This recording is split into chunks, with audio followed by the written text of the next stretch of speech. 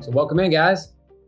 I think we're gonna have a huge group tonight. So between the No One Left Behind challenge, I've been talking to a lot of different teams. Well, let's go around. I want to see kind of who's on here as far as new people and as far as No One Left Behind challenge people. Also, hoping we got some new. We did a sub 2 meetup last night in Houston. I'm gonna tell you guys about, which is really cool. And so I'm hoping a lot of people are all coming in today. It's gonna be a good one. We've got a couple topics today. It's like our third part of how to raise, or how do you fund your deals, right? We talked about 3 different episodes of private money, but we're going to talk today about some alternative investing, or some alternative ways to come up with capital to invest in your deals. So we're going to dive into that. But before we go there, I'm going to pop open the chat and I want to hear, so who is here from, all right. So I always like to start with who is new, who's like brand new, never been to Problems to Profits. Anybody? All right, look at this. I love this part. All right, so we got Elliot. Cool, man. Elliot. And you guys, another thing is, if you guys can turn on your video. I see a lot of videos on today. Usually I've got to remind everybody, but man, almost across the board. This is really good. I don't hardly see anybody without a video. So that's really cool. We got Stacy's new, Juliet, man, Sam Parker. All right, man. Is that the Sam from last night? Same Sam. Hey, Sam, good to see you, man. Sam was there last night in Houston. We did a lot of you guys have learned the Revive, or anybody know what the Revive method is? Anybody learn that in the community? We got a lot of you guys, right? So last night I went over, we talked about how everybody could buy their first rental property, and I tried to basically like get everyone to overcome any fear or whatever's holding them back from buying a rental property. So we went through that. We talked a little bit about how pain can drive action. And the last thing is I showed these guys the Revive method, and it went really well. So really cool group last night in Houston. If you guys follow me on social media, you guys can see some clips from that. So anyway, welcome in. I know we got Sam. Who else? I know actually Elliot was another one potentially from last night. Who else? We got Francisco, the Rainmaker from Team 105. All right, man. April's also, okay, April's from No One Left Behind. Carl's brand new. Carl McKnight, welcome in, Carl. All right. Oh man, so you were in San Antonio for 2 meetups. Good. That's all right. Gloria was there. Keith, first timer. Don, new. Look at this, guys. This is an all-time for new people. Usually I get, which is pretty incredible. Like every week we're probably getting 4 to 5 new people. I'm counting like 15 here so far, and they keep coming. We got KJ. Who else is new, guys? Don't stop. We got KJ Hill. Welcome in, KJ. Carl McKnight here with your wife and Lisa. Good. All right. I love it. Always good to bring the wife in. Cool. Learned it yesterday. All right. Then everybody knowing the Revive method. Should have delayed my flight to make the Houston meetup. Man, Keith, you should have. It was a good one. It was a unique, man, this is cool. So when Pace has been kind of helping us in Owners Club to like really develop some of our keynote and public speaking skills. And one of the things Pace talks about when he did this training is like, you've always got to be ready to adjust. And like, you never know what's going to happen when you go to present. And perfect example, last night, we were at this cool setting. It's a Carbach brewery here in Houston. And I was kind of expecting the last meetup I went to, we were like inside in kind of a controlled room. So I had my projector and I had slides and I had all these little printouts for everybody to write on. And lo and behold, we were outside in the dark. It was a really cool place, but we went and found a little area with some tables. Everybody got to sit down and got to talk on like a little speaker. Thank goodness Sub 2 Drew brought the speaker. I got to talk into that. And yeah, it was pretty cool. I didn't have my slides or projector, but I was able to go through it and adapt, and it was a lot of fun. So hopefully you guys got some value out of it last night. Cool. What's up, Brian? Good to see you, man. But yeah, anyway, Keith, so I'm just letting you know it turned out really good. If you had FOMO, I'll give you a little more FOMO to worry about today. Who else we got? KJ. Cool. All right. KJ was there last night too. Awesome.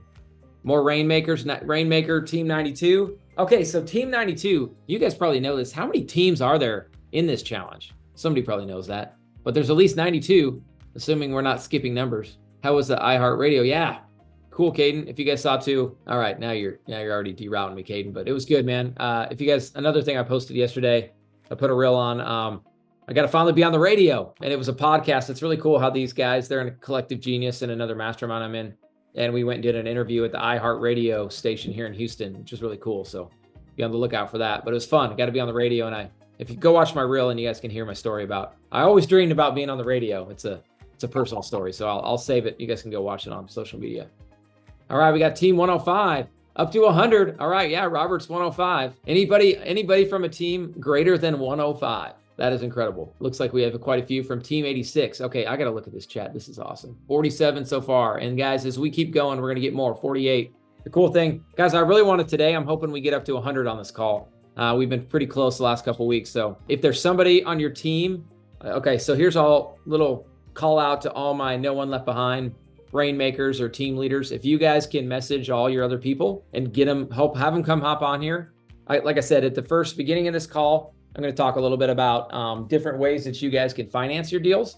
And then we're going to dive in right into calls, right? I've got like lined up. So I basically made a spreadsheet so the No One Left Behind people, the teams, could go start booking calls and we could call them live today. So we're going to be jam-packed full of calls. I've been actually doing them all week with No One Left Behind. What's everybody? How's it? Man, I'm just going rapid fire, but as you guys can see, I'm excited today. Let me ask another one. What's your guys' thoughts on the No One Left Behind challenge so far? You guys excited? Or some people overwhelmed? Some people maybe confused? Or sounds like I've heard feedback. I've had mixed feedback. What do we got? All the above. That's a good one, Keith. All right, we got a freshman from Team 86. Awesome. Cool. 121. Buck, did you just put 121 just to beat everybody? Or you're on 121? That's awesome. Good for you, Buck. 105. Cool. But you need closers. KJ Hill. I know a guy who can help you with some closing. All right. We'll help you out today. Cool. It's a bit all over the place. Yeah, for sure. So my thoughts is we did the challenge last month and I had 2 teams. One of those teams is still going.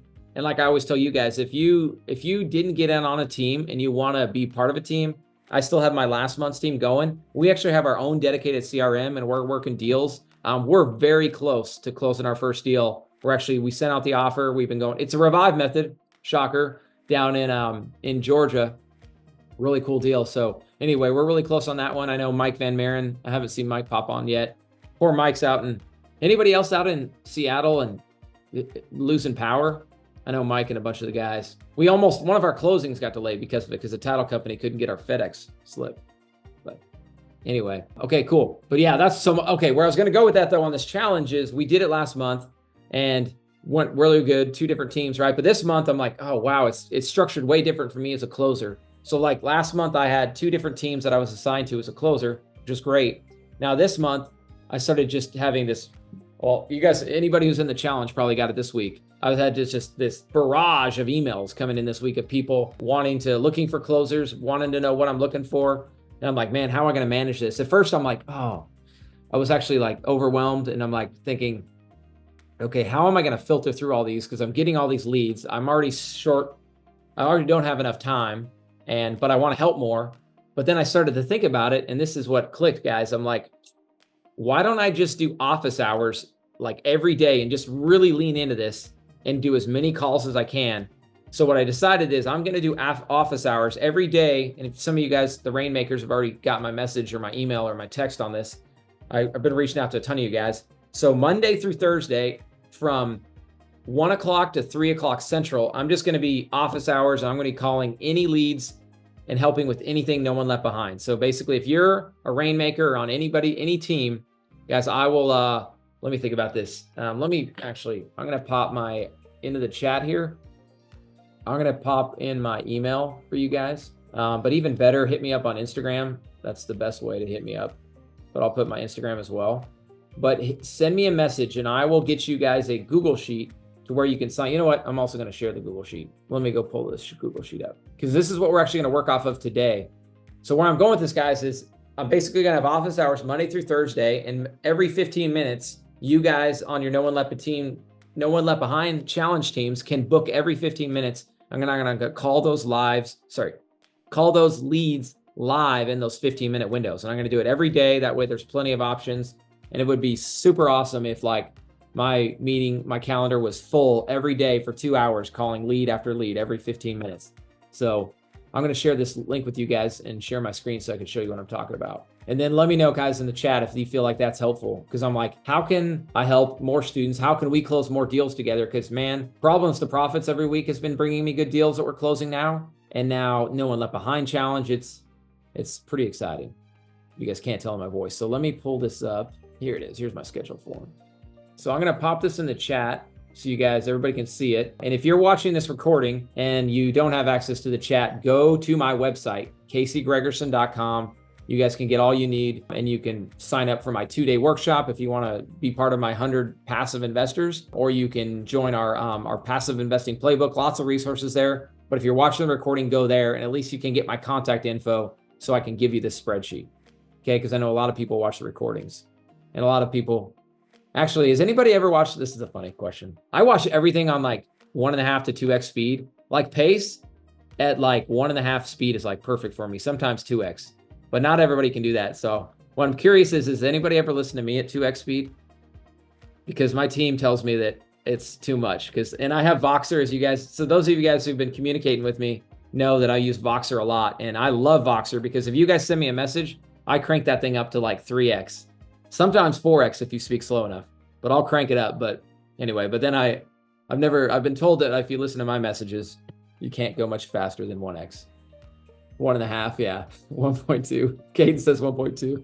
That's funny. But anyway, hopefully you guys are listening to this. Okay, here it is. Here is the Google Sheet. So let me share my screen with you guys and walk you through this, because I want to make really sure that after today, if you guys have a deal, first and foremost, the biggest priority is bring it to Problems to Profits, because that is the best time to bring it, right? Because then there's so many people that will learn from that deal. And the beauty about this community is nobody's going to go steal your deal, right?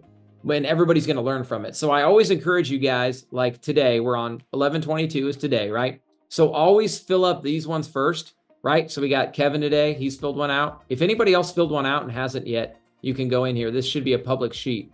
So go in here and add to it, right? So this is today. I see people hopping in. I like it. But anyway, so next week you can see Monday, Tuesday, Wednesday. I'm gonna take off Thanksgiving and not call a bunch of people. On Thanksgiving, I'm gonna let all of our sellers and agents enjoy their Thanksgiving, unless people want to make calls. But we'll take that day off. But then Friday, let me ask this. Actually, I will go back to the chat. What do you guys think about next Friday? Should we do Problems to Profits, or should we take the day off? Any feedback? I kind of know what I want to do, and then I got lots of questions. P2P, Ashley wants it. Good. You guys want to call in on a Friday? That's right, Wayne. No days off. We are real estate investors. We don't take a day off. No, I get so much out of this Zoom, guys, and it's so much fun, and we can do more deals together. So, all right, consensus is we're going next Friday. We'll definitely do Problems to Profits, and I want you guys. So next Friday, I want this. My goal next Friday, guys, is this. This is 3 hours, right? Or this is. Hold on, let me think about this. Oh, somebody added a couple more times in here. Hold on a second. So we go from 11 o'clock to 1 o'clock. Yeah. This is potentially up to 3 hours. And because typically I spend the first hour kind of answering questions and teaching you guys something. So basically right now in my time in Central, we're 10:15, 10:18. So come 11 o'clock, we're going to start calling people. But my goal next week is, guys, you guys have this thing full of appointments, okay? But when I say appointments, I want you to go as far as you can, right? I don't want you guys to just go find some agent with a listed house and be like, hey, can my closer call and give you a call and see if we can make you an offer? Like, I need you to go farther than that, right? I want you guys to call them and understand. And I can build you guys a little Loom video or training on exactly how to do it. But my goal is, like, you guys take that deal as far as you can, right? You call the agent, you try to pitch Creative Finance as good as you can, feel them out, right? And really tee me up. And then what's also helpful, and Ashley is good at this. Ashley's been helping on my team a lot. And then, and Judith is my kind of like main right hand gal that helps me with all my acquisition. Judith helps me because she literally like tees me up. She's like, hey, all right, this one sounds perfect for Casey. I think this is exactly what he looks for. I'm going to get you on a call with Casey Friday at 2 o'clock. And I want to make sure you're available. Are you going to be free that Friday at 2 o'clock? And if so, you're going to get to talk to Casey, and he's done all these deals, and I think he can really help solve your problem, right? Judith really hypes me up to where when I get on that call, I can jump right in. And Judith also builds rapport, right? Like, you guys on these calls, I want you to take the time to build rapport with that agent. Or even better yet, if I would love if you guys can get me some direct to seller. A couple people have been doing that the last couple weeks, and those are my favorites, right? Then we're not dealing with the gatekeeper. We're talking directly to the seller. So bonus points for anybody who can get calls on my calendar or on this Google Sheet next week, direct to seller. Okay. All right. I saw a bunch of questions pop in. I'm going to go answer them now. Okay. So sounds like consensus. We're going to do this next week. No days off. Yep. We'll talk to people on the highlight. That's right. All the people out there shopping, we'll let them go shop and continue to dig their credit card debt and continue to create opportunities, right? We have to help a lot of people in this industry because, okay, I'll tell you this. So I asked a guy, or I heard it from, his name's Matt. He's a great investor down here in Houston. And I'm like, Matt, do you ever worry that like we're building a business that won't be sustainable? Because we're building out our direct to seller and all our marketing and spending all this time in SEO and all this investment. I'm like, Matt, do you feel like will someday we not be able to buy or be able to wholesale or be able to find good deals off market? He goes, Casey, no way, man. He's like, the way this country is set up and the way people spend and the way people live paycheck to paycheck, it's like there will always be, unfortunately, it's sad, but there's always going to be people doing that, right? That are not living above their means, that are racking up credit cards. I mean, just the way credit card companies are set up in this country it helps I will say this, it's sad, but it helps our industry. So anyway, you made me think of that one, Ashley. Okay, so KJ, I'm going to write that down about the Loom video and give you guys, because that was just totally off the cuff of how I would try to tee up deals, but I'm going to write that note of a Loom video for you guys on how to set up the sellers on basically the setup call to get me booked. All right, cool. Just click in the Google Sheet and the chat. Okay, it might have scrolled up. Okay, did it work? Okay, did you guys get into the spreadsheet? Looked like a couple of you guys got in there. Okay, and then John's work, I need to work on talking to find out the property. I need to work on talking to find out about the property from agent. Yeah, good point. I love it, John. Perfect. Okay, John also wants a Loom to help you guys out. Cool. And okay, and then Julianne. Oh, sorry, you know what? Let me make this a little bit bigger. All right, I'm gonna get out of this. So you guys get the point of my Google Sheet. You guys will know what to do. I'm going to stop my sharing real quick and go through a couple more comments. And then guys, here in just a second, we're going to hop into here. All right. I have a property. I'm not sure what kind of seller finance offer I should make. Is this a good place to ask? Absolutely, Juliet. So Juliet, I'm going to add you into this. This is a good question for hour one, right? So I'm going to come back to you, Juliet. I'm writing your name down. If anybody else has stuff like Juliet, I want to help you guys out. So perfect. Let me keep going through here. And guys, here's another thing. I know I'm going fast. Hopefully you're keeping up.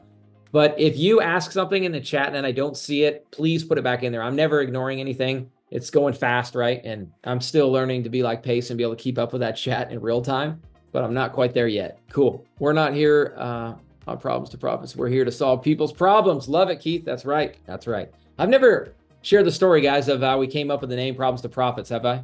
Between me and Pace, how we came up with it. You guys will like this. So I reached out to Pace. This was back like before Squad Up. So back in like March. I'm like, Pace, I'm doing like 20 seller calls a week, like direct to seller calls. And these are motivated people that my team has already screened out and made sure that this person has motivation, right? Doing 20 calls a week. So I told Pace, I'm like, I would love, I want to start to help more people and do these calls live. And I could do it on my own, but I would love to do it through your community and through Sub 2.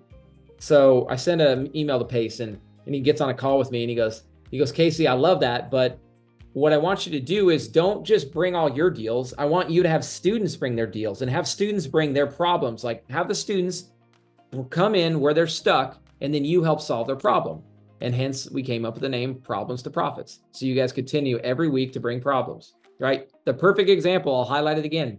Corey, a couple weeks ago, I'm explaining the Revive method, talking about how we work it, we're like literally on this whiteboard, we're underwriting it, showing you guys how to do a Revive method. And Corey's like, I got the perfect lead, Casey.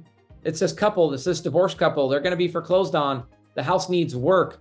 And it's got an ARV of 600 to 700K. You guys, if you guys don't know that deal, please go to Problems. Here, let me show you this. If you go to problemstoprofits.com, or actually go to my YouTube channel, even better. Go to YouTube. Actually, could everybody do me a favor? If you're not following me on YouTube, please go follow me. It helps me.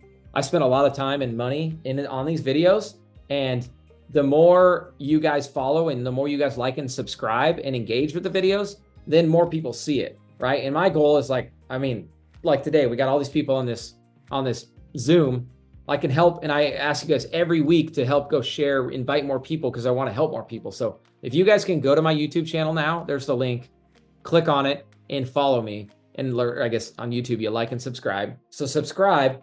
And then you'll be able to see all the videos I put out. But when you're on there, you guys can go back and see all of the recordings, right? You can get them in the Sub 2 vault, But what I've been doing is I've been taking a step further, and all my recordings from here I put in there. And then also, for example, that deal with Corey, we recorded all of those calls on what I use as Riverside, and I had my VA go produce it and put it into YouTube. That way you guys could see exactly how to work a Revive Method deal. So those of you guys who are here for the first time today and you're like, dang it, I missed all of it. Well, you didn't miss it. So go to the YouTube channel, check it out. Hey, thanks, Gloria. Appreciate it.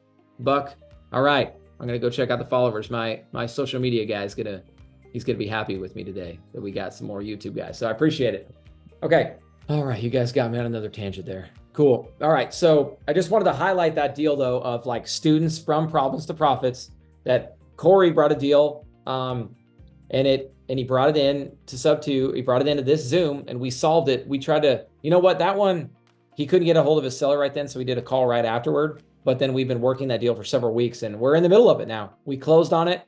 Corey's on Voxer. We got this group Voxer chat where we're working the deal. And now Corey's trying to find more deals. He's like, man, I love this strategy. I could help more people. And as I spoke last night, guys, if you're ever kind of on the fence of like, man, I feel guilty like buying people's houses at a big discount and maybe taking advantage of their equity. A lot of people kind of, depending on where you fall in that moral, kind of on that moral spectrum, here's what I can tell you, right? Everyone's different. But when you guys do this Revive method I've been showing you for a couple of weeks, we're on the same side of the table as the seller. We're helping them, right? We're actually getting them more money for their house because we're fixing it up and because we're partnering together. So that was a big thing I tried to highlight last night at the meetup here in Houston, is like when you use this strategy, you're actually helping the seller, right? You're helping them get more money. You stand out from that, because guys, in this No One Left Behind challenge, not only you got hundreds of people, hundreds of teams across the country reaching out, these people also probably have a bunch of other investors giving them these lowball cash offers, right? But here's how you stand out. Is we make them an offer to where we're going to fix up the house and we're going to pay them more money because of it. And the way I structure it is we also protect ourselves. We can also make more money as a company. Also the agent, we involve a real estate agent that gets paid on the transaction. We bring in a private money lender who gets to make a great return on it, right? All these different people win. So if you guys don't love the Revive method as much as I do, hopefully one of these days you will. And if you have any questions, I'm going to repeat it. If you have any questions on how the Revive method works, I'm not going to break that down again today. Go to my YouTube channel, which I just shared the link. And if you don't have the link, it's really easy. Just type in my name, Casey Gregerson, and I'll create a playlist for you guys so it's a little bit easier to find, and you guys can go check that out. Okay, yeah, but Keith, is it very different than a novation? I will answer that question. I've been getting that one a ton, and it's a good. I got it last night too from somebody. So, Revive method. Novation, very, very similar. Okay, this is the key difference. On the Revive method, we change the deed. So when we actually close, we'll call it a closing on the front end because we will go through the title company. We will change the deed before I start doing work. And we do this because on the Revive method, we're often putting sometimes I'm putting over $100,000. I put like $180,000 into one of these Revive methods, and I'm not going to rely on a novation contract to protect me. I'm actually going to formally transfer the deed, and that's the big key difference, right? But it's similar in a way to a novation because we pay the seller once the property is sold. Hopefully that makes sense for you guys. Case hates novation. Okay. All right. Is the Revive method like a novation? Yep. So you guys got that question answered. Good question. Cool. Would you be able to do a Zoom while you call the sellers and agent? The team would love to hear. Yes, KJ, that's exactly what we're going to do for like 3 hours today. And okay, I didn't do a good job explaining that. So guys, if you have this question, go to my Instagram and send me a direct message. Again, I'm going to pop it in there. Well, it's really easy. Just go to Instagram or go to Facebook. My name is really easy to spell. I'll pop it in there. But go in there and send me a message and then give me your email so I can reach out to you. Because here's the thing, all those calls I'm talking about next week you can book, those are all going to be live. All right. I'm going to do them on, it's called Riverside. It's kind of like Zoom. Right. But I use it because it's a lot easier to produce and make a recording. And my VA can just go into Riverside and like cut it up and make reels and make a long form and do all the stuff I need to put, because ultimately what you're seeing on YouTube is something that's recorded on Riverside that my VA goes and posts to YouTube. Okay. So that's how I do it. But anyway, all those calls are going to be live. So every day I'm going to be on there live so you guys can listen, you can ask questions. And that's the whole reason I'm doing it, right? Is I want to help you guys. I want to close more deals. And yeah, man, this challenge it's incredible what Pace has done with this community, that like you can just turn on a challenge like this and holy cow, like I'm inundated with leads and people to call. So you guys can't tell, I'm super pumped for this challenge. So I hope you guys are too. And so anyway, so if anybody's overwhelmed from the challenge and be like, this is a mess, this is a cluster, you know what? That's okay. I'm trying to make it very simple for you. Send me an email or a text and I'm going to give you the links. And what I'll do is I'll just put it on your calendar so you can have a reoccurring meeting every day from 1 to 3, and anyone on your team can hop on that call live. It's going to go for 2 hours. So you guys, if you just want to listen and learn, you can go do that, right? But I need some people to actually be booking calls, right? Going to that Google Sheet and popping them into the calendar, okay? So I'm going to say it one more time, more concisely, all right? Step 1 is send me an email or a message on Instagram so I can give you the link to the meeting. That way, every single day, you and your team can log on to this meeting, right? So that's step 1. Step 2 is I will also give you a link to the Google Sheet. And that way, when your team has a lead that they think, hey, all right, I want Casey to close this, you could put it into the Google Sheet, all right? But again, I want you to book as many as you can, but please, please, please try to vet these deals out. Don't just put me on a random seller call with a random agent that you haven't already called and built rapport with and talked to. But I wrote my note from KJ. I'm going to give you, and John also asked about it. When I send you guys an email with all those links, I'll go ahead and give you guys a Loom video on exactly how you can set up this call and set us up for success, okay? All right, here, I'll pop my email in here again.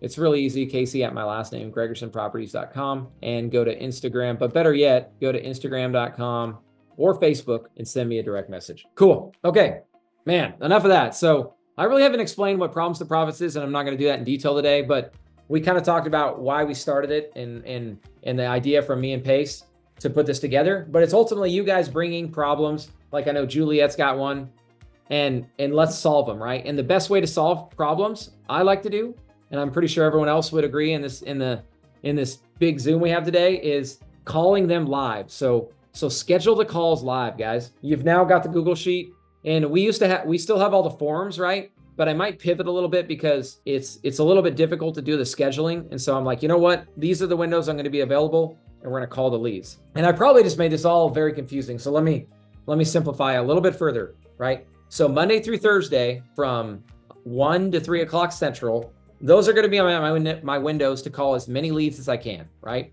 Well, we're still going to have Problems to Profits every Friday where you guys can ask general questions. You guys can also bring No One Left Behind leads. You can bring whatever you want, right? And we're going to call them live. So I would always fill up the Friday slots first because that's where we're going to have the most people on. And that's where we can ultimately, we can help more people. We can help more students. We got 77 people on here right now, which is awesome. So bring as many deals as you can on Friday. Problems to Profits will continue to go, but I just wanted to supplement that with all these leads because, man, I think this challenge is going to be, I think it's going to be huge. I think we're going to crush it with you guys. All right. So hopefully everybody pumped up for this challenge. I actually was not asked to do that, but I just, like I told you guys through the week, I had this realization of, you know what? If I lean in and make time in my busy schedule to go close leads for these guys, for these students, and ultimately I can bring more deals to my company and help you guys close deals, that's a win-win for everybody. All right. Okay. Who is ready to learn just a quick little, our lesson of the day? We're going to talk about alternative ways to finance your deals. Okay. So, and I want you guys to interact in here because I know there's some of these strategies, like when I get down to the 0% interest credit card, there might be somebody out here that's like really good at that. And if you are, feel free to chime in and share anything you know about it. Okay. But to kind of catch us up to speed, 2 weeks ago, we first started talking about raising private money. And if you want to go back to that Zoom, go to the vault or go to my YouTube channel. I talk about exactly how do you underwrite private money deals, right? How do you structure a private money deal? How do you underwrite it? How do you use second lien positions to get private money lending? Because guys, that's a game changer. Because I don't know, I don't have a whole lot. When I go to use a private money lender and I'm buying a house for $170,000, or maybe it's like $250,000, and I need to go do an $80,000 rehab. Well, I can tell you that it's a lot harder to go find a guy that's got $250,000 versus somebody with 80 in second position. So that's why I will buy property sub 2, take over the existing loan, or I'll go get a bank loan or a small bank credit union loan. And then I'll bring my private money lender in second position because there's a lot more people especially in this community and anywhere, right, they could go invest 80,000, right? But not as many people have or are comfortable investing 250,000, right? Especially on the first deal. Okay, so that's why I talked a lot about structuring it and how I do them in second position. Okay, so go back to that Zoom if you guys want to understand structure. Okay, and then last week we talked a lot about who was on last week. Anybody remember what we talked about last week? What was the focus last week on PMLs? I'm going to be a teacher for a second. See how well my students were listening. Feel free to pop it in the chat, guys. Yes, there we go. Wayne talked about where to find them, right? Yeah, who to talk to. Like, how do you actually go find these people? And how do you present yourself? And how do you start to build your track record? How do you get testimonials? If you guys remember last week, I shared a spreadsheet, a Google sheet that I now have where every single deal I do, I capture the address, the HUD sheet, the return I paid my investor. I don't put their name or anything, but I track every single deal. And now I'm up to like 125 deals in my spreadsheet, to where now if a private money lender wants to see my track record, I'm like, hey, go check out the spreadsheet and go look at all these HUD sheets, right? So that's something you guys can start right now. If you've ever used a private money lender, go backward, right? Like I initially had to go backward to put all that together. But so if you've done any deals or the next deal you do, I encourage you guys, keep track of that. And you're not going to have 100 like me, but maybe you've done a couple, and maybe in the next couple of years, you'll be able to have 5 or 10. And I'm telling you, that's going to make raising money a lot easier. Cool. Yep. Buck said it. Building systems, credibility, novice investors. Yeah, that's a good point. Buck, we talked about novice versus professional investors and who you should go after, right? The professional investor is going to have a lot more money, right? A lot more capital. They could open a lot more doors, but they're going to be, I mean, this is a harsh word maybe, but they're going to be more of a shark, right? They're going to be more sophisticated. They're going to want a higher return, right? And versus newer investors, you can get more favorable terms. They're typically easier to work with. They're a lot more relational, right? So I encourage you guys to still do both. But if you're starting out, it's much better to go to your friends and family, people you know, people who know you, right? And then we also talked about social media, right? And talking about what you do. If you're not comfortable talking on most social media, then I would suggest that you try to get comfortable and just do it, right? Because that's what helps me as I started doing this 3 or 4 years ago and just talking about everything I was doing. And now when private money lenders have seen me for 3 or 4 years, I shared this last week and I'll share it really quickly, but it happens all the time, guys, where somebody will reach out on Facebook and they'll be like, man, Casey, I've been following you for like 3 years and I've been waiting to leave this job, or I just had an exit from my job, or I just sold part of my company, or I did X and Y, or maybe I just saved $50,000 and I'm finally ready to go invest in real estate and I want to invest with you, right? And these people they're ready to invest like right away. Versus if I get a new person and I meet them and they see one of my videos, like I've never met them, or I go to lunch with an investor who says they're interested in investing, like very rarely are they ready to write me a check the next day, right? They're always like, okay, I want to learn more. I want to get to know you. They want to take it slow, right? And which rightfully so, right? It's a big decision. But these people who have been seeing me on social media for years and getting comfortable, it's like I've been talking to them every single day for 3 years. And they've been seeing this. So now when that guy's finally ready, he's ready to go. He's like, I'm comfortable. I know what type of deals Casey does, right? So that's why, again, not everybody's going to be able to do that, or it's not going to happen right now. But I think there are a lot of you out there that could take some little action and just be like, you know what? Just share what you're doing. If you did a deal, be proud of it. Share it, man. People love seeing before and after photos. If all else, just share. If you're a fix and flipper, go share some before and after photos, right? So anyway, anybody can do all this stuff. Cool. Did you share the tracking sheet? If so, okay. KJ, were you the one that asked last week? You know what? If you guys I did consolidate all my resources. I'm actually still in the process of it, but if somebody's watching this recording, it'll for sure be up there. And for you guys, if you go to there now, I'll be able to get you on my list so I can manually send it. But go to caseygregerson.com. And when you go there, you're going to see the passive investing playbook, right? So go to caseygregerson.com, right at the top, click passive investing playbook, and you'll be able to put in your information in there. And that's going to give you guys access to, I put all my videos and everything in one spot. And this is all free, right? I'm not charging. I want to be able to help more people, right? And ultimately, I want to be able to raise more money. I want to do more deals with people. And the passive investing playbook is set up for you guys to go in there and learn a little bit more, be able to see all my videos in one place. And also, you're going to find all these resources, right? You're going to be able to see my track record Google Sheet, which you guys can play with. You're going to see my Novation calculator, or my Revive method calculator. right? I have a multifamily underwriting in there, lots of stuff in there. So, and there, I'm still working on my team building that out. So if you go into there right now, you might not see it right away, but if you go to that link, you're going to be added to that vault and you're going to get updates when we add stuff. So I encourage you guys, go to CaseyGregerson.com and go to Bighorn Capital, go to Bighorn Capital is my fund,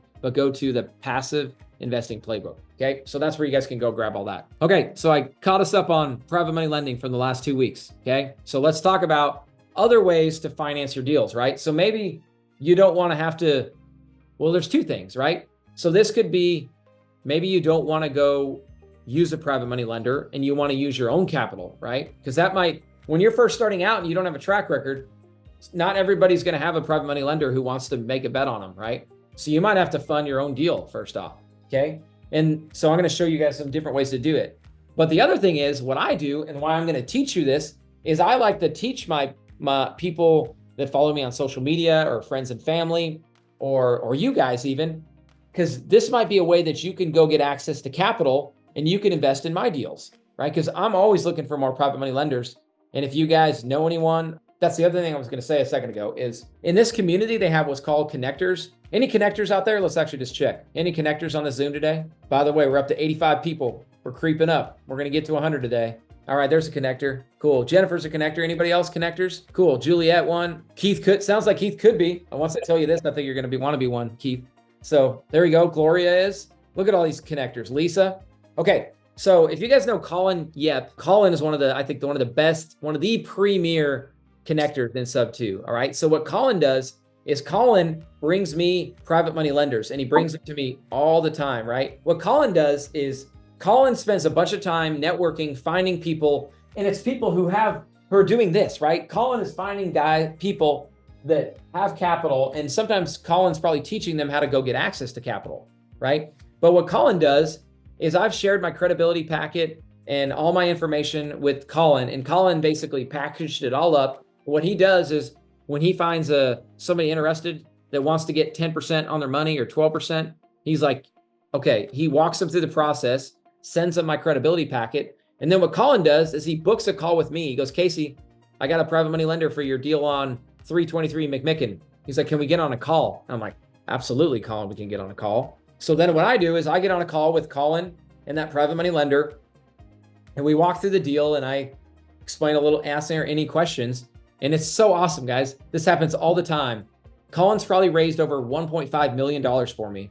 And because I get on that Zoom call with that private money lender and Colin, and I answer a couple of questions, and these people, they're literally funding the deal within a week. It's incredible because Colin's already gotten to know them. He's already kind of showed them our credibility packet.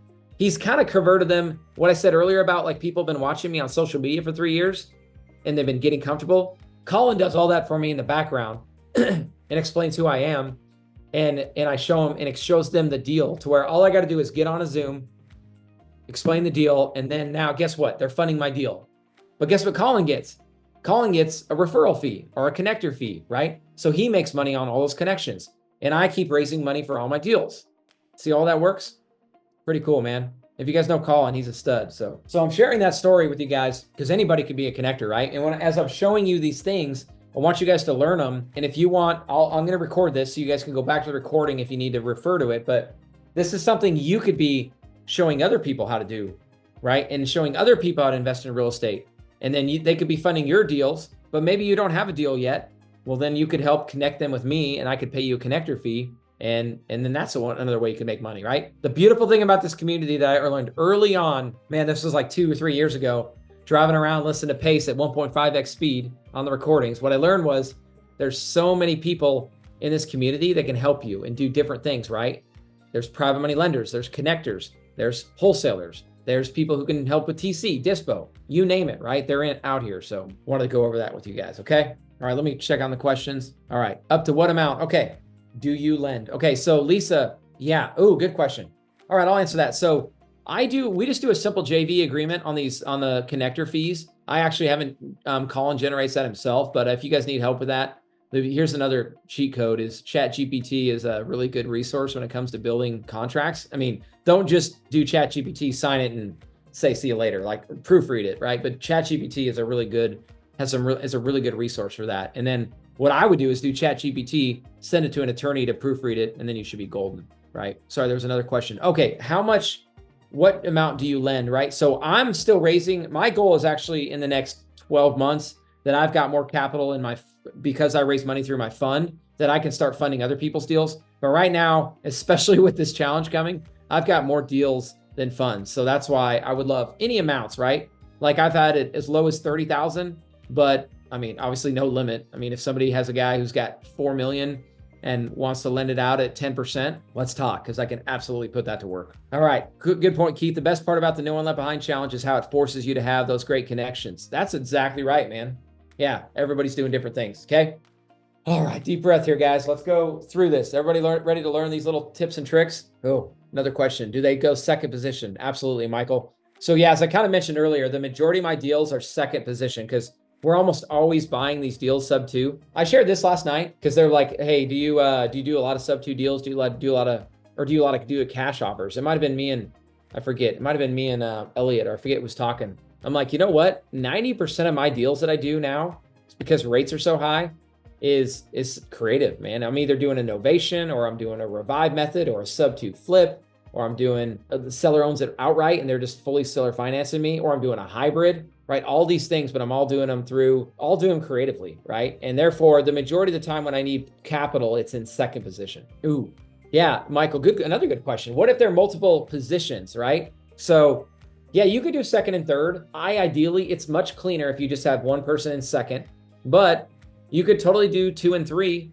right? Just know that the third position is in the weakest position and there's not as many people who will do third position. But if they know and they trust you and it's a good enough deal, you might be able to do third. But what I would actually recommend, as opposed to doing third, is try to put people together who maybe know each other and then combine them into a second lien position. And that's probably a conversation for another day. But yeah, I try not to go past second position if I can help it. But that's a really good question. It's absolutely doable. All right, Casey, the realtor call for San Francisco deal. Yes, Cynthia, realtor to call. Cynthia, what time is that one? I'm going to write it down. Let me know. Casey, it's any time. I just told her that I would call sometime, today. She called me on Wednesday and just said, hey, yeah, did you want to discuss the seller finance on the San Francisco, duplex? And I said, yeah. I said, I'm going to call you on Friday. I can't, my partner's kind of tied up in meetings and flying around the country right now, but he'll be back on Friday. Cool. Awesome. Thank you. Were you at the beginning of the call and I shared that Google sheet? No, I didn't. I just got on because I forgot about the time change. That's okay. It's all right. You just missed me hyping up the No One Left Behind challenge and sharing some stories. Don't let me forget to share the story about the mayor of Houston with you guys later. I want to share something like here in a little bit, but I want to go through this story through this training. No problem. But yeah, so Cynthia, the link is in there. And anybody else who just hopped on the Zoom, we're up to 82 people, right? First off, keep bringing your guys' teammates in here, because from like 12 or here in about 20 minutes, we're just going to be calling leads, okay? And you know what? So anybody who has a lead today, if you haven't, put it in this Google sheet I just shared. So Cynthia, feel free to pop it in there. I'm going to delete my my time at, okay, Keith, let me ask that. With your guy, with James, is it okay if we push him back to like 11:15? Will that throw him off? Because Keith has got somebody in there. But anyway, Cynthia, go ahead and go into that Google sheet and go into today's date and pop that San Francisco deal in there. Okay. And anybody else who's got one, yeah, you're welcome. Go pop them in here, okay, guys? And then again, please, if you guys have anybody, we're going to be going here for the next 2 hours, and I don't expect all 85 of you guys to stay on here for 2 hours, but please do invite more people from your team. You guys are feel free to come in and out, and hopefully teach you guys something. Okay. Oh, couldn't possibly get him to call. Thought it might be worth betting the deal. Okay. Okay, cool, Keith. All right. Yeah, Keith. So we will do you. I'm going to move Keith to 11:15. We'll start Keith then. Okay. 11:15. We'll take that spot. All right. So Keith is at 11:1. Yes, Keith, what No One Left Behind team am I on? Good question. I am on a lot of teams. That's why we are actually booking it out all next week, every day, 2-hour work office hours, so I can help all the different teams. But I do have, guys, I do have a personal team. And again, you guys, if you haven't, I'll repeat it one more time, but you guys can send me a message on my Instagram, Casey Gregerson. If you are not on a team and you want to be on a team, you guys can join my team from October because they're still going. And I'd love to help anybody there. So I do still have 2 teams from October I'm still on. But any of the current teams, I'm just helping them live, like every day, from 1 o'clock to 3 o'clock. Okay. All right. I'm going to get going. Otherwise I'll get distracted, but I love the engagement on the chat today, guys. This has been the most engaging call thus far, probably just based on the sheer numbers we have today. Okay. All right. So let's get started here. I'm going to put everybody on mute, but feel free to ask questions. I'll kind of bounce back and forth here. Okay. So I took a little bit of time explaining what we've covered so far, and what we're going to show you guys here is other alternative ways to invest, right? I've got a couple YouTube videos I've talked about, because this is one of my favorite things. You guys are probably going to roll your eyes because I get excited about anything, but finance and how to put structured deals is one of my favorite things to do. I mean, my avatar and my probably superpower is definitely a closer, but at heart, I'm a math guy and I love finance. And I've spent so many lunches over the years just going and having lunches with bankers and with investment bankers and different people doing different things, right? Regarding finance, because I love structuring it. I love figuring out how to put deals together. So that's where a lot of this information has come from. And it's something I'm really passionate about showing you guys. So the first thing we should think about, if you're thinking about how can I get access to fund my next deal, or how can I bring a private money lender in to help Casey fund his deal or fund my next deal, whatever that looks like.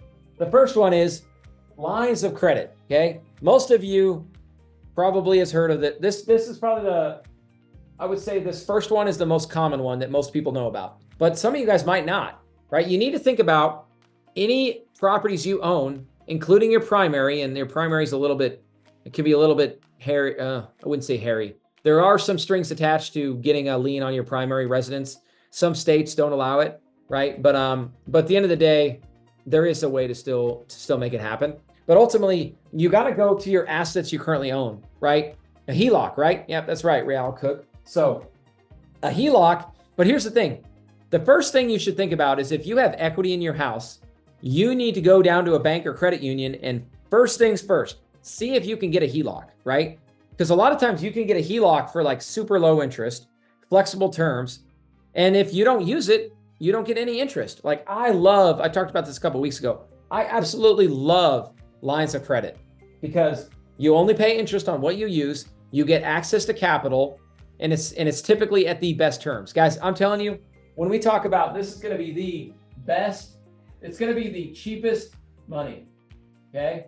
Lines of credit based on your primary residence or assets you own, preferably property, that is going to be the cheapest money you're ever going to be able to borrow or ever be able to deploy, right? If you go to a private money lender, you're not going to get the same rate that you could go get from a bank. Does that make sense? Like you guys got to know that. And that's why it's number one. Start here.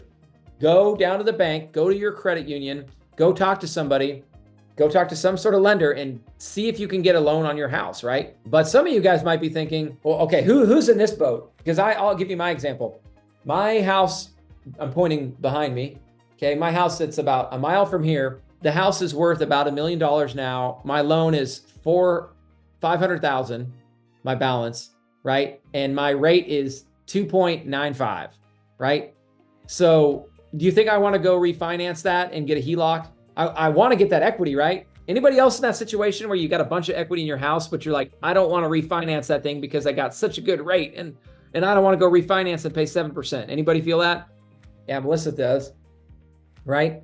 So I get this question all the time. And even literally I was talking to my COO about this. He's like, Casey, how should I do it? So what you got to do though, is you got to go find the right bank who will do a HELOC in second position, right? Because you don't want to touch that first position loan that you refinanced or you got done a couple years ago when rates were low. You want to get a HELOC in second position and leave that one alone, right? And not all banks will do that. You might have to go to a credit union or more of a smaller type bank, right? You're not going to get, it might be harder to get like Wells Fargo and Rocket Mortgage to go to a second lien position, especially if they don't have a first lien, right? But these small banks and credit unions will do it. And that is by far the best place to start, okay? And let's say that you can't find maybe you don't have good credit, or maybe you don't have good W-2 income or whatever. You can't check all the boxes that the bank wants. Well, the third option is, it kind of be a second option, but as far as line of credits go, you could go to a private money lender and get a line of credit. There are some restrictions on your primary residence, but again, that's a little bit too detailed here and I'm not an attorney, but Well, I will tell you this. I have done it with my private money lenders before because they know it's a good asset and it's got good equity. Because ultimately, at the end of the day, I'm trying to secure them. So, but I don't want to talk too much on that one because I don't fully understand all the rules. But there are some against when it's your primary. Okay. All right. Have a HELOC on a garbage rate. Would love to replace with a better one. Yeah. And you know what? When rates come back, Keith, you might be able to refinance and get a little bit more cash out, right? But again, the HELOCs. So I'm going to put this up here again. A couple of you guys said it, right? The HELOC, right? That's what we're talking. If you don't know what a HELOC is, home equity line of credit, right? So I talk about line of credits. This is on your home, the best way you could start. So everyone should start here, okay? Now let's move down. Let's think about another alternative way. So maybe you guys can't see it yet. Anybody, any other examples of alternative ways that you could come up with capital? I'm going to see, put it in the chat. Anybody got any ideas? I know where I'm going next. There it is. Buck's got it. Retirement funds. It's like you guys have been reading my notes. All right, good. Sell your car. There you go. I like it. Yeah, sell your car and go get a loan on it or something.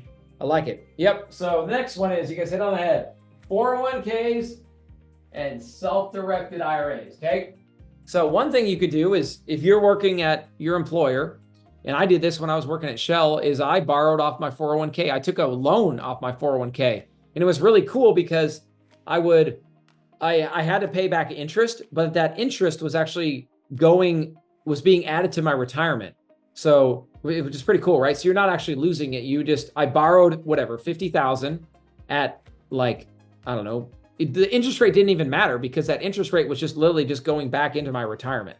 So I was able to put more money into it. So I was able to borrow 50,000 and I did it that way. So that's one good way, is your current 401k. All right. But now the second one is you're self-directed. Okay. So I don't know if everybody knows this, but one of the best ways to so you're self-directed. Here's the only thing the pushback I've probably heard is, man, well, I can only contribute 5,500 each year. Or I don't even know maybe it's 7,500. You guys could pop it in the chat what the limit is this year in 2024, but you're limited on your contributions to your self-directed, right? And if you only have 7,500 bucks, it's kind of hard to do a real estate deal, right? With 7,500. So here's what you do. And what a lot of people don't realize is if you change jobs, you can go back and retroactively do this. But if you change jobs and your former job had a 401k or some sort of retirement fund, you could choose to self-direct that, right? So all my Shell 401k that I have, because I left that job a couple years ago, I can go roll that. It's called a rollover. You can roll it into a self-directed IRA. And now I can start using that money. And instead of putting it into the stock market and having all that volatility and all that stress, I can put it into real estate, right? Does that make sense? So self-directed IRA and the solo 401k. Yeah. And there's other ways you can increase the limits. Good point, Sam. That's why I wanted you guys to engage today, because some of you guys know this as well or better than I do. Okay. But I'm sharing this because a 401k is a great option to invest. Now, there are a lot of restrictions on investing in your own deals, but 401ks are, if you want to be a PML, I think one of the best ways is go get your 401k, right? Stop putting it in the stock market. I mean, is anybody doing that? Raise your hand or pop it in the chat if you are a private money lender using your 401k. There's got to be a bunch of people, I would think. It's one of the best ways to do it, guys. And it's very clean and cut because you're investing in someone else's deal. It's structured as debt. It's a really cool way to do it. I raise a lot of money through my fund, through people who are choosing, instead of putting their money in the stock market, they're self-directing it and they're putting it into our deals. Where, for example, I'm paying 15% annually and it's backed by property, right? Another one I'm doing 12% and they can come in and out. That one's not as good for self-directed because it's more meant to be flexible if people just have some extra cash. But cool. All right, here we go. You have your money Cynthia's in a variable universal life insurance. Man, you know what? I did not even put that on here. Number 5, we're going to add it to it, is life insurance. All right. Life insurance policies. Okay. Now this one is way too complicated to go through today. I know there's some good, Pace has done some unbelievable zooms in the vault. You're probably going to have to go back a couple years, but life insurance policies, you can actually, it's an asset. And then really it's going to fall under number 4. You know what? Let's go to number 4. Okay. So number 4 is other assets on your balance sheet. For example, if you have a life insurance policy and it has a cash value, again, I'm not an expert in this, but you can essentially go borrow off that life insurance policy, right? And then you pay back interest. But that insurance keeps going and increases your cash value. There's a lot of really cool advantages to that. And the other thing is it's not taxed, right? Just like your 401k or your self-directed IRA, you have tax benefits, right? You get the same tax benefits in a life insurance policy. Okay, cool. I love all the engagement here. So, but the other assets, here's one I bet not everyone knew. Okay. Did you guys know that if you have a bunch of assets, or if you have like, let's say that you have $100,000 in the stock market or in bonds or something, maybe it's at Fidelity, maybe it's JP Morgan, who knows, Morgan Stanley. I've worked with a lot of my investors who have accounts at Morgan Stanley that are making money in the markets, right? But here's the cool thing. Did you guys know they can go get a line of credit on that? They can go get a line of credit on their assets at Morgan Stanley or Fidelity, and they can go and invest that in real estate. So here's the cool part. Their money stays in the market. So it keeps making a return in the market, right? And then what they do is they have to pay interest on it. So they could go right now interest rates are a little bit higher, but they can go borrow against that at 7%. I think it's probably 7 right now. I literally did this with my partner that we bought our 66 unit apartment with. He had some accounts at Morgan Stanley doing really well. He was a CEO for an oil and gas company, a small oil and gas pump company. He was doing really well. He had been putting a lot of his money in the market. And what he was able to do is go get a line of credit on that at like 7%. And then he was able to go invest it in a multifamily deal with me, right? So guys, this is a great way to do what we call arbitrage, right? So let's say that you're on your portfolio, you could get a loan at 7% right now in today's rates, right? Because you're not going to quite get a 30-year fixed rate on a mortgage, right? It's going to be a little higher. So maybe as of today, I would guess it's around 7%, right? But then if you could turn around, guess what? Now you go lend it to me in my fund or to another student. And I, like right now, I'm paying 12%, right? In my fund, we're paying 12% to help finance our deals, right? So now you're going to go make 5%. You're going to make the arbitrage, right? You make 5%, and your money, you don't even have to take your money out of the stock market. So if you're like, hey, I got a lot of assets, it's not a good time for me to sell, or you just want to keep growing in the stock market, you can go and borrow against it. Is that a new one? Anybody else knew how to do that? I know, or anybody, let me ask that. Is anybody else doing that? Yeah, definitely. Jennifer, I get it. I did that multitasking for a while too. So come back and watch this recording. But cool. Yeah, good. Jennifer knew that with life insurance. So it's the same concept with life insurance. You're borrowing against the policy, right? Again, those are assets, right? We could name 100 different assets that people own. I mean, if you own a bunch of gold and silver, you could go get a line of credit on that gold and silver because it has value, right? Every asset class has a little bit different loan to value threshold, right? So for example, on your primary residence HELOC, some states you can go to like 90%, right? But like on a balance sheet, on a stock, if it's a stock that's got some volatility and that's a whole nother discussion on, you got to be careful that you don't have a margin call, because if you're investing in a startup tech company that has a bunch of risk and that money you have in the market goes to zero, well, then you'll have to go put the money back in or pay off the loan, right? But again, you can mitigate all that risk if you have a good financial advisor. But does that make sense how that works, guys? Ooh, good question, Kevin. Do you, the best place to open a self-directed IRA?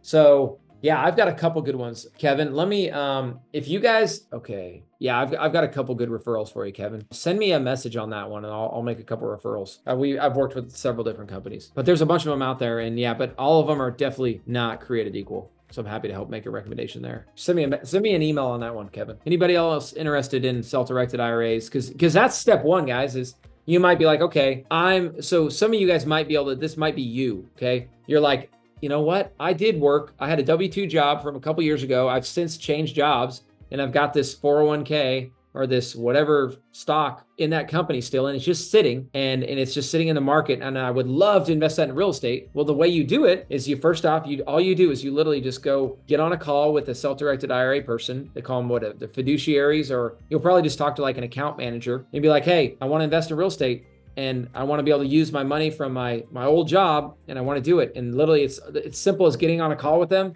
and then they'll walk you through the next steps. They'll basically get that money transferred over. They'll make sure that you do all the stuff to where you don't jeopardize any of your 401k and all the rules that come with that. They're like professionals that'll make sure that you don't mess that up, because the only thing about self-directed IRAs is they're very particular on how they do the paperwork. But again, once you get the hang of it, it's not too hard at all. Here we go, Sam. Yep. So I'll pop it in here again. Casey at GregersonProperties.com. And again, guys, you can always go, you can also send me a message on Instagram. Okay. Let me go back to these questions, see what I haven't answered. And then I'll go to the number 3, which is probably my favorite one here with you guys today that I really wanted to show you because I think every one of you guys could do it. So I hope you're listening. Okay. Yes, Anthony, we are talking a lot about private money lending, but we're going to call some leads. You got one for me, Anthony? I'm going to write down Anthony. Anthony's always hustling. Haven't seen you for a couple weeks, brother. Good to see you. All right. We're teaching the crew today, Anthony, though, how to go fund their deals. So they can either fund their next deal or they can go be a connector and raise some capital and show their mom or their sister or their brother or their colleagues at work or their people at their church how to go find other ways to access capital to invest in real estate. Okay. Yeah, I was very excited for this one when you was talking about doing the credit cards because I actually started doing that. I used a company to start getting my 0% credit cards, and I'm using that to basically fund my systems, my company tools, and buying my lead with those. There you go. All right. Yes, we're about to blow your guys' mind. So so before I go into the 0% interest credit cards, anybody heard of Fund and Grow or anybody heard of this strategy? Sounds like Anthony has any. I'm just curious that my audience, who's heard of being able to use 0% interest credit cards to grow? Look at this. All right, good. So we got about 5 to 10 people. Cool. Yeah, I know. So I know there's some good I'm pretty sure there's some good stuff in the Sub 2 vault and community showing you how to do this, but I want to give you guys so some of you guys who don't know, this will blow your mind. All right. So check this out. So my third one is 0% interest credit cards. Okay. So a couple things. You guys could go to a company called Fund and Grow. I don't get a kickback from them, but I probably should. But Fund and Grow is a company I use, right? So if you Fund and Grow's kind of pitch is they're like, we could get you $150,000 in 0% interest credit cards, and then you could use that to go grow your business. And what they do is, I think Fund and Grow, so it was like $150K at 0%. And yes, you heard that right. 0%. You're going to get a credit card and it lasts for 12. They're usually like 12 to 18 months. Okay. So you're getting a free loan for $150,000 for 12 to 18 months. How nice would that be to have $150K to go be a PML at 0? And instead of arbitraging, like in this deal, and HELOC, you're paying, if you're HELOC, you're probably paying 6, maybe 5 to 7%, right? On this balance sheet or like on your assets in the stock market, you're probably borrowing around 7. Okay, so you're having to arbitrage. Because if you're making 12%, you're just making the arbitrage, right? But in this scenario, you make the full 12. If you go put that in a deal as a PML and make 12% and you borrowed it at 0, you're making a full 12%. Does that make sense? So, but there is one little fee to it, right? So what Fund and Grow, I'm not going to talk to you guys how to do it yourself, so you don't have to pay Fund and Grow. But what I did the first time is I paid Fund and Grow like $3,500, and they went and got me. I think they got me around 150,000. They might have been just under, but and everybody's different, right? It depends on your credit and depends on a lot of other variables, but I don't think it's income related. I can't remember. But anyway, everyone's going to get approved for a different amount, right? But you pay them, and they basically, what you're paying Fund and Grow to do is they know how to like go through the process with the credit card companies. They know which credit cards to apply to, and they know what order to do it. Cause it's like, guys, it's like a game. Literally, it's like, all right, okay, you're going to pay it out. They're like, you need to get all your credit cards paid down X amount. We're going to, on this day, we're going to apply to these 5 credit cards. And then we're going to go, basically what they do is you apply to like 5 credit cards companies like Chase, Citibank, American Express. You're going to apply to all these and get the credit limits, right? And then you're going to go use them for 3 months. And then they're going to go do the same thing again in 3 months once your credit, because what they could do is they like remove the inquiries, and they're like a credit card repair company as well, right? So they're going to get you all those credit cards, and then they're going to clean your credit, kind of like wipe it clean. And then in 3 to 6 months, they're going to do it again. And that's how they continue to like get you higher lines of credit. Does that make sense? So yeah, Anthony said, I got 16 my first round. Okay, because of Nexus Real Estate. Okay, high risk. Okay, cool. Yep, Fund and Grow. Yeah, Fund and Grow. Yep, Charles, help me out. You got it there. Okay, so who wants to learn how to do it themselves, right? And not have to go pay Fund and Grow $3,500. Anybody? Cool. And again, I still would probably, I'm not knocking Fund and Grow. Honestly, it's your choice. If you're bootstrapping it, do what I do. But if you've got $3,500, Fund and Grow knows what they're doing, right? I'm very much a novice, right? And I've learned from other people, and I've just been doing this for so many years that I learned these hacks, right? So definitely, if you want to make sure you get the most money and you don't want to have to deal with it all yourself, go pay Fund and Grow at another company. The 35, it might be more than that. It probably is now because that was like 3 years ago I did it. But pay them and they can get you going. All right. But here's how you do it yourself. Right. And I'm going to tell you guys just to go to one bank. All right. And this bank, I do not get a kickback from them. They're a big bank. You guys have all heard of them, right? And honestly, this bank drives me nuts because they are the worst bank to have a checking account with and the most they're a pain in the butt. But anybody guess what bank I'm talking about? Anybody know where I'm going to go? It's a big one. First try. Bank of America. That's funny.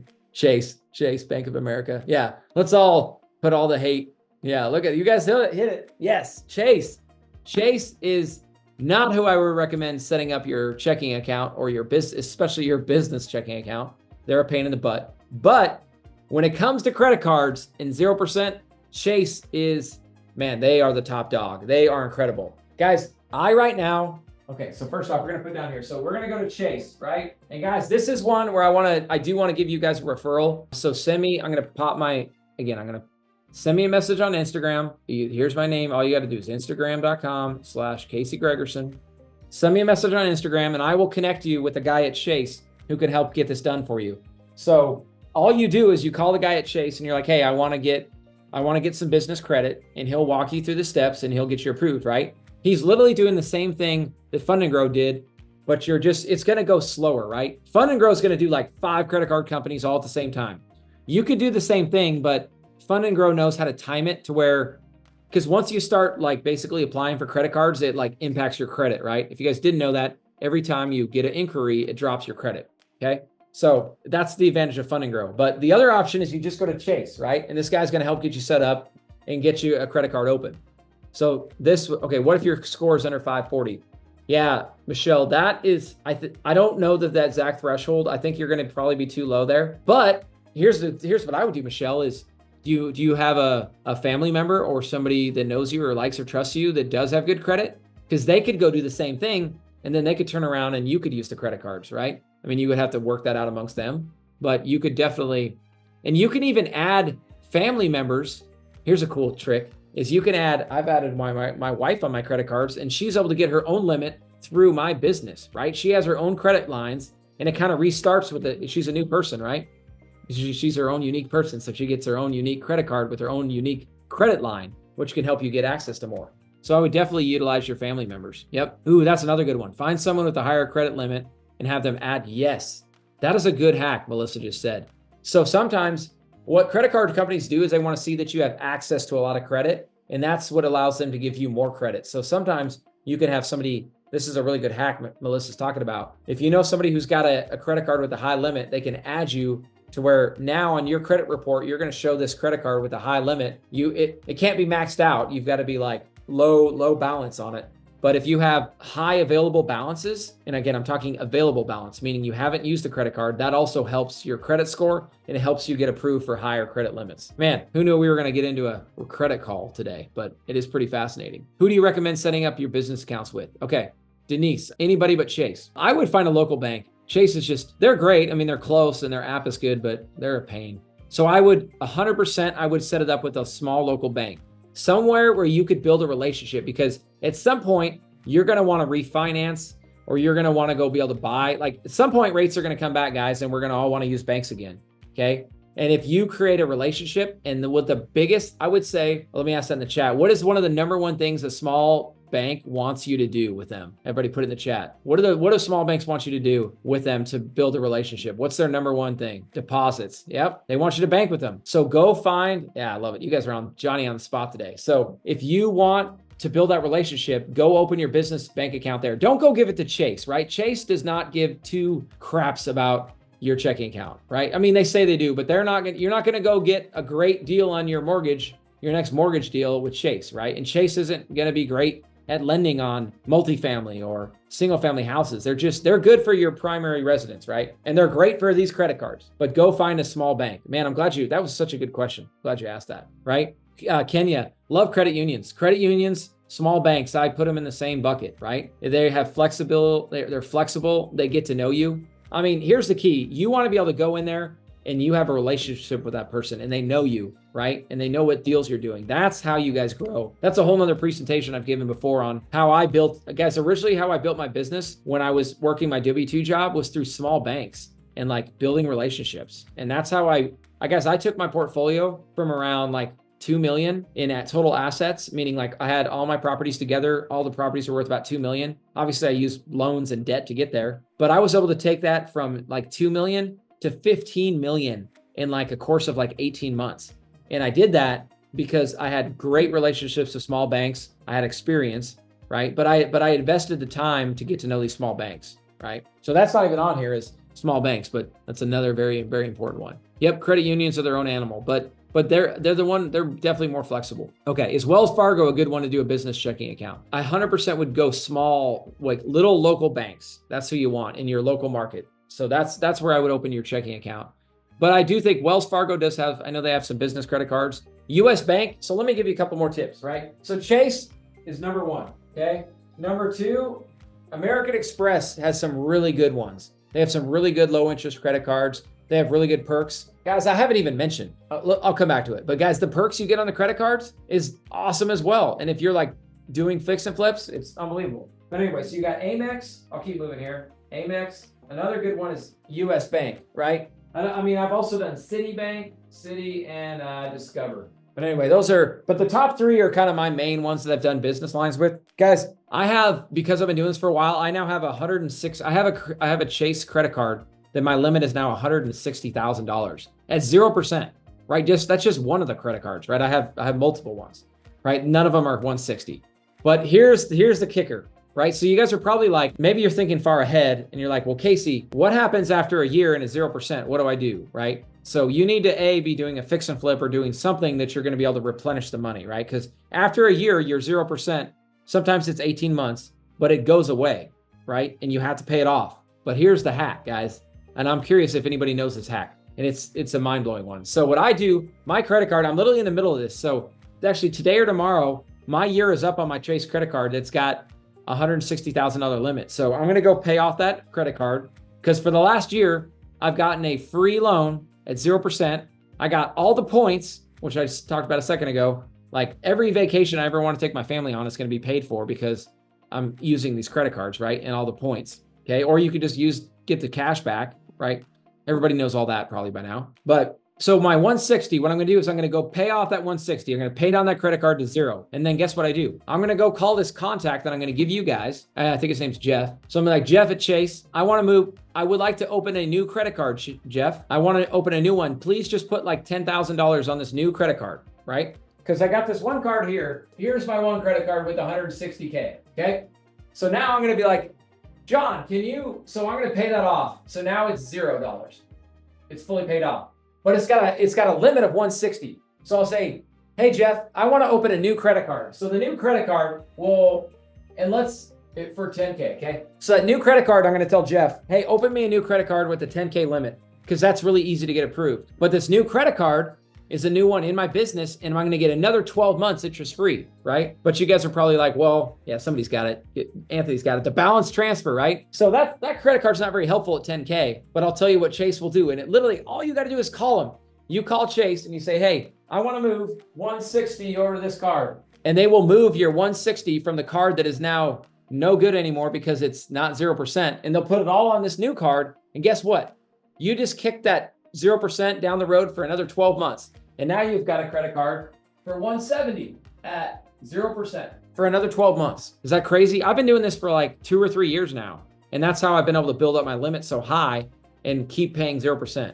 So Casey, you did you go and you told Jeff, hey, $10,000, open up a new line of credit. And this credit card has to have a balance transfer feature. And you're able to, even with only a $10,000 limit, you're able to balance transfer 160? Yeah, exactly. And there's no fees, there's no cost related to it's literally, it will blow your mind. You just call Chase and you're like, hey, I want to move my credit limit because they do it all the time. And it's such a weird hack. I can't believe I'm surprised they let you do this. But yeah, they'll just move over your credit limit to the other card. Yep, you got it. Great question. Cool. Balance transfer or credit lit. Yeah.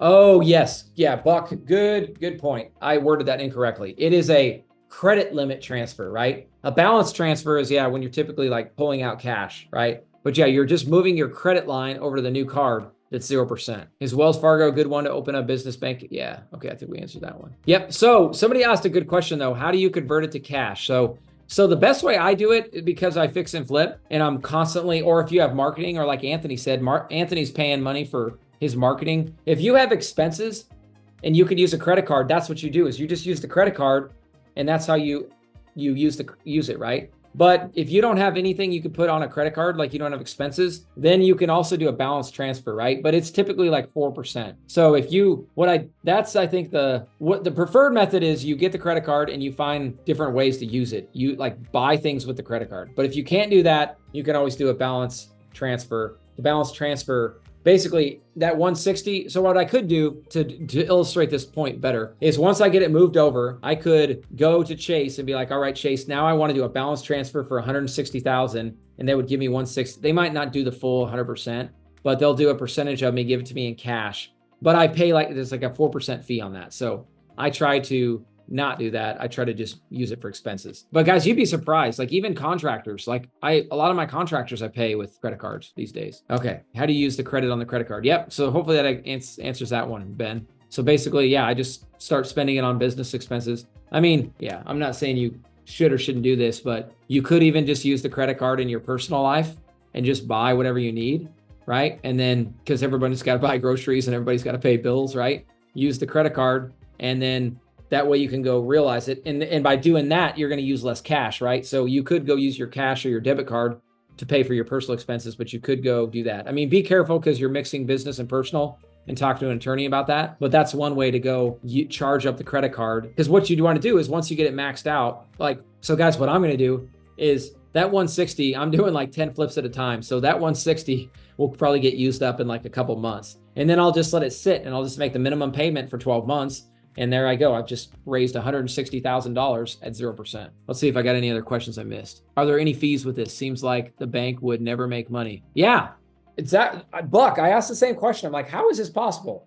Like, why are they letting me do this? But what I think they're betting on is people that I think the bank, what the credit card companies make their bet on is you're going to get to the end of that and you're not going to be able to pay it and you're going to start racking up interest. But if you do it right and you're responsible and you're like, I'm going to be able to pay this off in 12 months and I'm not going to rack up any interest. The average American does not do that, right, Buck? The average American gets themselves in a bind and they end up having a lot of credit cards. Yep. Good questions. Cool. All right. We went hour and a half into this today, but you guys ready to do some live calls? Any more questions on this before we go? Yep. Carl, we run the back. A lot of people are doing this. So I figured there were some people doing this, guys. And what I wanted to share is so everyone could think about this. So I'll just summarize this in 30 seconds. All right. We went over 4 things today that you guys can either use to bring money to your business or to bring money to me as a connector, right? Or whatever, or maybe other people, bring other people value in sub 2. There's plenty of people out there that are looking for capital, right? This is ways you could do it with yourself, or you could go teach your friends and family or your work colleagues, people at your church, anyone, right? So it's leveraging lines of credit on their houses or other rental properties. It is these credit cards, 0%. Everybody should be doing the 0% interest credit card, right? And as we mentioned, not only you could do it, but you could go put a friend or a family member on it and they can get their own credit line, okay? Because ultimately you're going to hit a credit line to where the credit card companies aren't going to go over a certain threshold, right? With Chase, I'm at 160. They won't let me go above that, okay? And then last one, we talked about 401ks and Roth IRA, your 401k and self-directeds, right? And then the other thing is just life insurance policies and other assets like their stock market. You can borrow based off of that. The last example I'll give you guys is I told you about my partner, right? You guys probably know somebody who's maybe doing well in the stock market and be like, hey, did you know that you could leave your money in the stock market and invest in real estate? You could double dip. That's how I explain it. I'm like, you get to make your money in the stock market and you get to go make the arbitrage on top of it. Make sense, guys? All right. What's your guy at Chase's? Yeah. So Denise, send me a message. Go on Instagram or Facebook and send me a direct message or an email. And I will get back. I'll introduce you guys into Jeff. I'm moving too fast to share him right now. Okay. All right. John's ready to make some calls. So let's go back to the sheet. Okay. And see who we got. Look, I like you guys are filling it in. We're up to 89 people. Look at this, an hour and a half into this. We're still going strong. Even more people. Okay. So Keith, let's go with Keith. He signed up first. I'm going to go Keith. And then after that, I'm going to go to Juliet. And then Cynthia, you're going to go after that. And then Anthony. Anyone else though? Is there anybody else who has leads today? And if you do, go put them into this Google Sheet. I'm going to share this Google Sheet one more time with you guys. I'm going to pop it in the chat. The link is in there and you guys can go, like, I want to start making a bunch of calls, and I've got 4 or 5 in here, but I'd love if anybody's, I know there's a lot of people in here from the challenge, right? If you guys are rainmakers or whatever you got, go into that sheet and pop in the leads, because we're going to be calling them for the next hour and a half. We'll go as long as you want. All right. And we'll start calling people, but you guys got to tee me up. So in the meantime, be texting. Like Anthony does a good job of this, of being like, hey, Casey's going to call you at this time, right? And then pop it in that Google Sheet, and I'm going to do my best to stay on time. All right. Hey, Corey's in here. Man, Corey, we were talking about you earlier. My man, Corey, up in British Columbia. Good to see you, buddy. All right. Okay, I did mute everybody though, so good to see you. Okay, all right. So I am going to all right, Keith, go ahead and unmute yourself, Keith. Okay, you probably want to check your email. I've got a bunch of notes, unless you want me to just kind of read through and feed you stuff. Yeah, let's do this. I'm going to share is it cool if I share my screen so everybody can see it? Yeah, of course. All right, guys, I'm going to share my screen. Oh, all right. I like the detail. Okay, so Hampton Bays, New York. Okay, in Palm Deep. Oh, wow. Okay, so he is in Palm Beach now. He's got a new house. He used the HELOC on this house to buy the new house. This house up here, in New York right now, is just sitting here. He's paying on it for no reason now. He's not even using it. And so he needs to get out from under it. He's just looking to unload it. It's been sitting there on the market since, did I put it somewhere? Yeah, sitting on the market since September of 2023. And so it's been on the market for like a year and 2 months. Started out at 2.6, overpriced. And due to being overpriced and not dropping it fast enough, I think it's kind of become stigmatized, which is where you see a property that's sat on the market for a long time and you're like, man, that's a nice house. Why hasn't anybody bought it? Oh, wow. It sat on for a long time. There's got to be something wrong with it. There has to be something wrong with it. That's why somebody hasn't bought it. Well, it's down near market right now. Like it's at a decent, reasonable price, and he's not selling it. Got it. Okay. These are, oh, wow. Huh. All right. This is a tricky one. It's even got the floor plan in the pictures. In fact, I would invite you to go look at the floor plan right off the bat in that, see all 30 photos. Nice. Yeah. Beautiful house. So something to note, this isn't super private. Like if you go up a few pictures, you can see how close the neighbors are next door. And there's a privacy bushes kind of thing over on the right side of the house there. People in the Hamptons love privacy. And so it being this cramped, like you're not going to get big celebrities here, but it's a good house for taking nice pictures and stuff. And so, yeah, you may get some decent traffic. Okay. Wow. Who in the community needs this house for their next purchase or wants it? Pretty badass. Wow. Okay. So here, let's dive in here. So loans, variable or adjustable. So 1.1. On PropStream, they showed variable and adjustable. He seemed to think that the primary was not. But he's got a 2.75 on his primary. Okay. Which is the meat of the money that he owes. Okay. And 7,000 to 8,000 a month as an LTR. As an LTR, but you typically won't do LTRs up here because when people up here rent for the season being Memorial Day to Labor Day, and then it sits vacant all the rest of the year. It's the craziest thing. So you have massive houses up here sitting vacant for most of the year. But during the season, he thinks you'd make 80 to 100 for the season. They Airbnb'd it for a month. They weren't using it, August of 2023, and they made 35,000 cash for that month. Got it. Okay. Yeah. Well, here's what I mean, my gut is this is a rat. Like this is funny. This is how I bought my house that I'm sitting here, right? I bought it on good seller finance terms.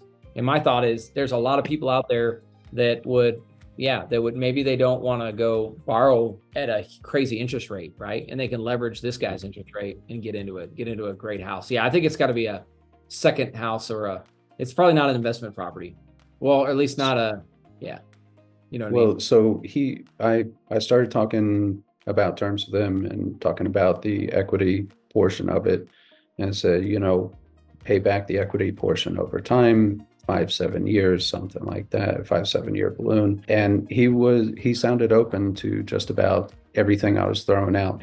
His hesitation was he's taken all the risk. Deed is in my name. He's taken all the risk because he's got the mortgage. So I start to explain performance deed and leaseback and stuff like that. And if the bank calls to, how you potentially handle that. I just need somebody smoother than me with the objections. Yes. Because I am new to this world. Keith, 100%, man. Okay. One last little story. Is anybody from last night's meetup remind me of this? One of the stories I shared? Anybody in the chat? The executory contract? Yeah. Yep. So I know, I think I saw Sam was there last night. A couple guys were there last night, and I talked about, this is exactly, guys, how I bought my house. I pitched this multiple times. And when you're pitching this, guys, so this is, when we're talking like levels of like closing, like this is one of the highest levels, hardest deals to close. Cause these are super, like, just like he said, this guy's super sophisticated. And if you haven't done a lot of deals, you won't work through it. So this is perfect. And I practiced this before, and the funny thing is, Keith, I want to do more deals like this where I live, because I feel like there's so many people that want to get into nicer houses, but interest rates are kind of killing that. So, but opportunities like this are really cool, but it's a lot of work to kind of find those two, match those two people. But if you do, I mean, it could be $100,000 assignment fee easy. You know what I mean? Well, and look at the monthly on that. Like his total monthly is around $5,200 on his loans. Now the insurance is kind of a killer up here, but $5,200 a month for a house that's worth close to $2 million, like that's not bad. But of course you have to pay into the equity portion. So he's got, let's say, roughly 900 in equity. Is that what it's called out in New York is executory contract? Do we double check? Okay. So we call them contract for deed in Wyoming. Every state, I don't know, there's like 4 or 5 different, some call it a land trust, or sorry, I forget. What is it in Texas? Contract for deed? Yeah, we call it contract for deed down here too. But I'll just kind of explain it. Or if anybody knows what it's called in New York. And honestly, you could usually do multiple options, but yeah, that's what I'm going to kind of go to. And because I know what you mean. He's like, what is the risk? How is he protected? So yeah, I can call. Is it cool if I call him? Yeah, I should probably text him and let him know that. Yeah. Why don't you do that? And then I'll go to the next one, but just ask him if he's free in the next hour, and we'll just slide him in. I mean, does this seem like something that'll pencil overall? Like I want to make sure that you see the taxes down below and the insurance information. So it's $9,000 a year approximately currently, but he doesn't have supplemental on top of FEMA, if I understood it correctly. Okay. I mean, okay, here's where I'm at. I'm more of a sort of just go for it and see where it's at. Like we can underwrite all that later, but my thought is I want to get on the phone with him and talk. Because the biggest thing is because I'm not going to get like breaking down every little number today. I just want to kind of explain the structure with them, be like, hey, I could get you what you want. I'm going to have to pay you over time. You're going to be protected. And I'm just going to be very upfront. This is how I've done it. And I'm going to tell them I literally did it on my house that I'm sitting in today. And there are people, I could help him. Basically, we could solve this problem and it could give somebody else their dream house, right? I know we got John Lighton's dream house right here waiting for him. We need to go close this. All right. Yep, exactly. Because what I would do is I would basically wrap this, and I would probably end up assigning this to somebody else, or I don't know, who knows? There's a lot of different ways. This is a big type of deal, but. So somebody mentioned a good Airbnb. You can't do it in that neighborhood because this is Hamptons and they are picky about that, but people do it anyway and just pay the fee, right? So. Yeah, I wouldn't touch something like this. It'd be too risky, I think, as an investment, but I think there's somebody who would want to live in it. But yeah, why don't you do that? And then I'll hop to the next one, Keith. But when do you want me to try to schedule them for? Ideally in the next hour and 15 minutes. We'll be here for sure that long. And I would just say, hey, are you free? Is there any time in the next hour and 15 that I could call you, or Casey can call you, my partner? Good. Sounds good. Okay. Anthony verified land contract. Okay, cool. All right, let's hop over to Juliet. Go ahead. You can go ahead. So I didn't add it into the sheet because I'm not on in the team, so this isn't part of that. But I can send you the Zillow. Yes. It has here. I'm just gonna pop it into the chat. So not the Zillow. That saves me one step. So that's perfect. Yeah. So I spoke with the agent yesterday. It has a super high days on market. They've been trying to sell it for the last 2 years. They've kind of done a number of different price adjustments. There's nothing in that area that has sold recently for around $1 million. The closest comp is $925K.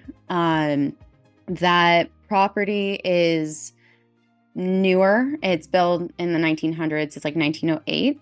And then this property, I believe, is 1887 and really, really large.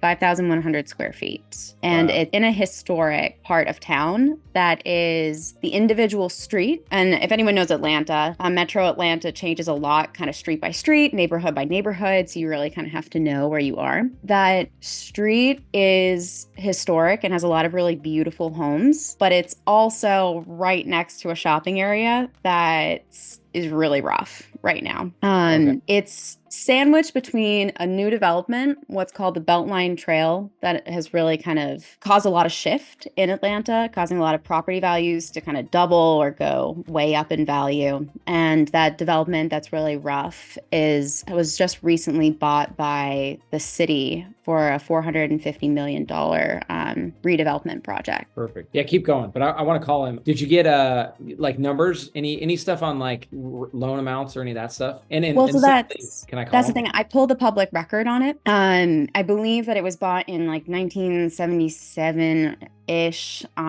for like $22,000.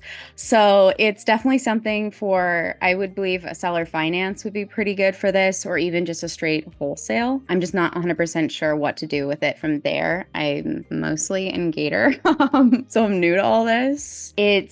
I also do co-living. So I initially called on it thinking like, oh, well, maybe this is something that would be good for that, but it's historic and I think would need a lot of work. The woman who owns it is 81 and wants to go and live in Cuba and doesn't seem to care about having something for an inheritance, based on what the agent said. The seller disclosures, it seems like he made it sound like there's no HVAC system, but I think based on her disclosures, there might be one it's not functional, is my guess. Okay. All right. Perfect. And is it cool? Is it good if I call him right now? Yeah, Okay. I don't know I pitched to him. I was like, well, would she be willing to sell on terms? And it seems like she might, but I don't know. So I don't know where it goes from here.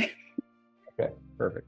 Okay. This is a good chance to give you guys some feedback, and I'm gonna give you I have not trained anyone on this, so no one take it personal. But like so the important stuff I need, guys, and I mean all this, like for example, Keith did a great job of like getting all this detail, but early on, and even the detail in the neighborhood, that's good to know. But for me to like just jump in, like all I need to know is like if we could figure out what do they owe on the house, like what their payment is, like the kind of, and I'll give you guys these bullet points. But the biggest thing is the kind of high level of the property, because I'm just going to go dive in and I'm going to understand, and their motivation. And the guys, honestly, I would spend the most time. I didn't get to read through all of Keith's stuff, but like why are they selling? Why is it sitting on the market? Stuff like that. And then I can just dive in. But I would say less is more, and like let me get in and start jumping. And then we'll go through more of this detail later, right? Does that make sense? Like the detail is helpful, but right now, in order for me to like get through things fast, we just got to like jump in. And then I'll be able to know like where we go after that.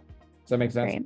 Mm-hmm. But that was a very descriptive, qualitative way to say it. I'll give you guys some bullet points of what I'm thinking about. Well, let's try her. Oh, so I think you're only going to get the agent. The agent, yes. Yeah, correct. Okay. You guys are bringing some beautiful houses today. Where's all the ugly fixer-uppers? But anyway, this one, yeah, this is gorgeous. Okay.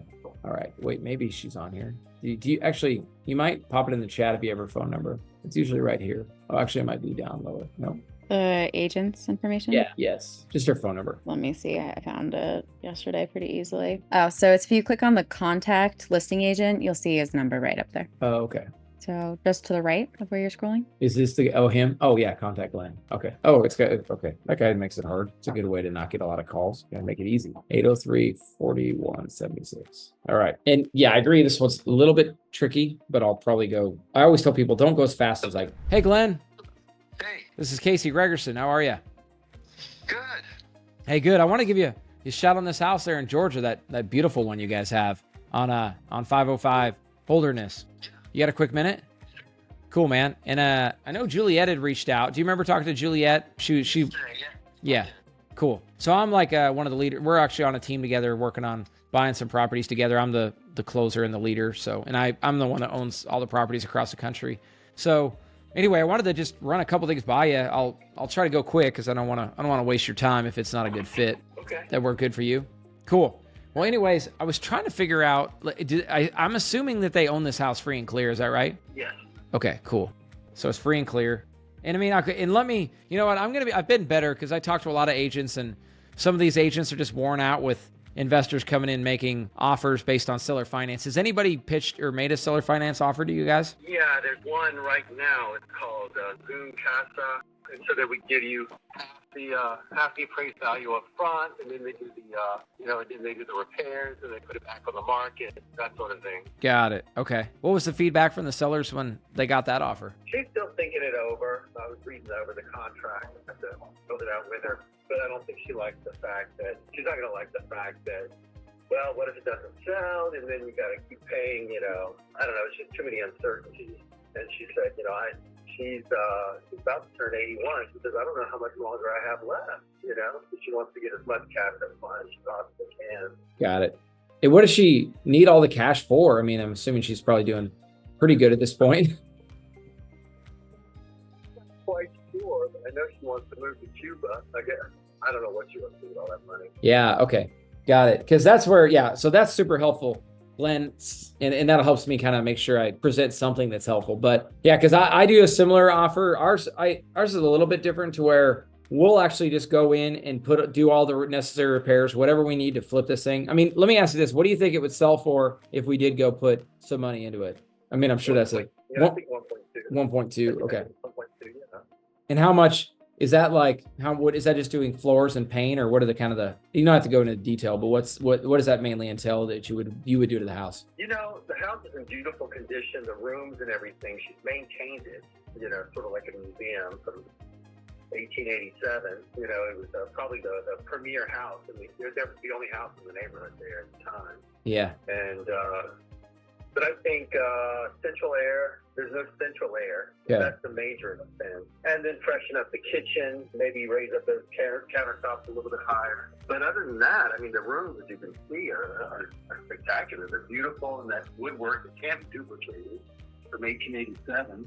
Okay. The real so just I think nobody wants to pay $1 million and then get ready to sink some money into a project. Bingo. You nailed it. And that's okay.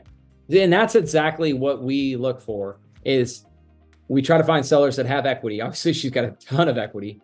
And what we do is our crew will go in there and do all that work, whatever else is needed. And then we flip it. And then we'll let the same agent, if they want to, they can list it. So that way you still get paid on it. And yeah, and it's just, we're essentially it's a partnership, right? Like I don't do what those people do as far as half the appraised value. What we do is we literally and we start like immediately. And honestly, I'm working on several of these right now. And I love the timing because I feel like if we can, and you tell me if you agree, but based on the timing in the market, if we start now, and we could close this, I assume, does she live in the house? She does. Okay.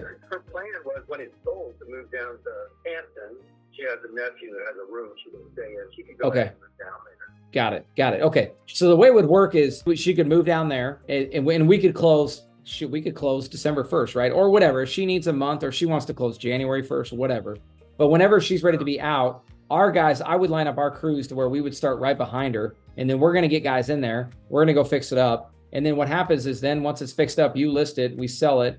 And then when it sells, we make sure we get paid back our rehab. And then the majority obviously goes to her. And we'll work in a very small profit margin on the back end. But I can pay, that allows me to let her go get, let's say that we could sell it for 1.2. She gets the majority of that. I mean, after I get paid back my rehab, she gets the majority. And I don't know, I've been doing that deal a lot. And the key thing is, right, they got to have a little bit of time, which sounds like, I mean, I know she doesn't want to go carry a note for 30 years at this point, but I figure if she could wait 90 days and then versus trying to have a big, because I think we both know if this thing was fixed up and turnkey, somebody would definitely jump on it, especially if they drop rates in January, February, Right.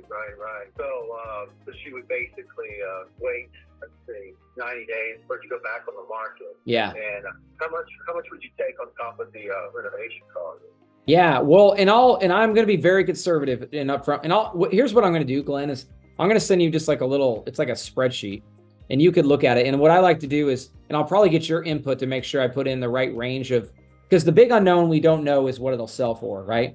But the cool thing is we're on the same side. So the more it sells for, the more we both make. But I'm I mean, she might take 90%, might make 10, but let me play with those numbers because yeah, I mean, we don't have to make, I'm going to put a little bit of cushion on the rehab and then I'm just going to take a little small piece at the end. But I mean, if we sell this thing for 1.2, it just depending on how big the scope is, like she could still get her number of close to $1 million, maybe even 1.08, but she's just not going to get it now. She's going to get it when we flip it. And that's the way we could pay. I mean, the other thing is we can go make a cash offer, but man, on a house like this, I'm at like 70% of the value. So I'm guessing she doesn't. I'm sure you've had plenty of those offers. Yeah, she really wants to walk away with $1 million if at all possible.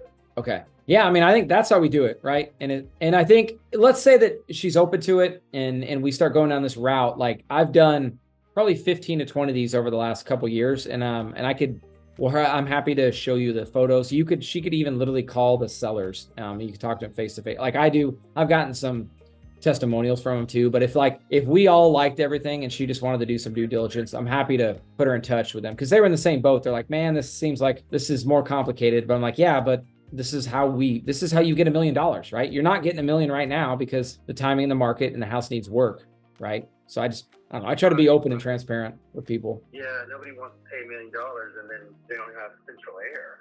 Ridiculous. Yeah, exactly. But yeah, and then here's the thing: it's like, so you mentioned her other objection was, yeah, she does. What if the house doesn't sell, or what if it sits? But I mean, it's already sitting, right? So this is the way that it's to make it not sit is go improve it. And yeah, as long as we get paid back our rehab, we're good on our side. So. I don't know.